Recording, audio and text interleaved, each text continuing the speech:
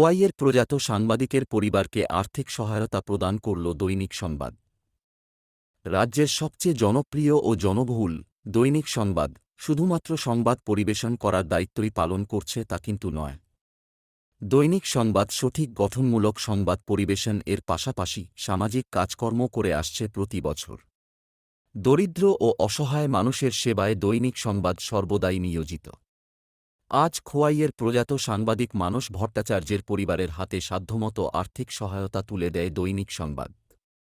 আজ দুপুরে প্রয়াত সাংবাদিকের বাড়িতে যান দৈনিক সংবাদের ভূপেন্দ্রচন্দ্র দত্ত ভৌমিক ট্রাস্টের চেয়ারম্যান সঞ্জয় পাল, দৈনিক সংবাদের জেনারেল ম্যানেজার মিহির গুপ্ত এবং রাজ্যের বরিষ্ঠ সাংবাদিক প্রণব সরকার।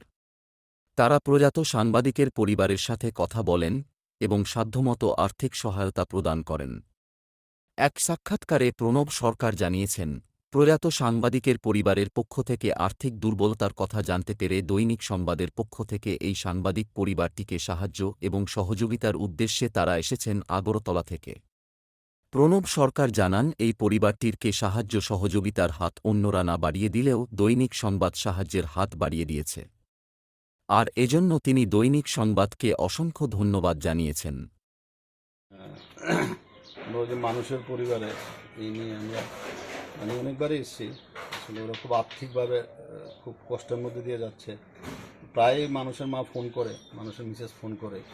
আমি দৈনিক সংবাদ ট্রাস্টের যিনি চেয়ারম্যান সঞ্জয় পাল, যিনি জেনারেল ম্যানেজার আছে মিহির বাবু, ওদেরকে আমি বলতাম ওদের কথা।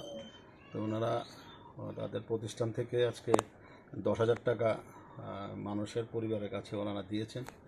এর জন্য আমরা সাংবাদিকদের পক্ষ থেকে, সবার পক্ষ থেকে ওনাদের ধন্যবাদ জানাই যে ওনারা এইভাবে একজন অসহায় সাংবাদিকের পরিবারের পাশে এসে দাঁড়িয়েছেন। এরকম তো আমরা দেখতে পাই না, তো ওনারা দাঁড়িয়েছেন, এর জন্য ওনাদের অনেক অনেক ধন্যবাদ ও কৃতজ্ঞতা জানাচ্ছি।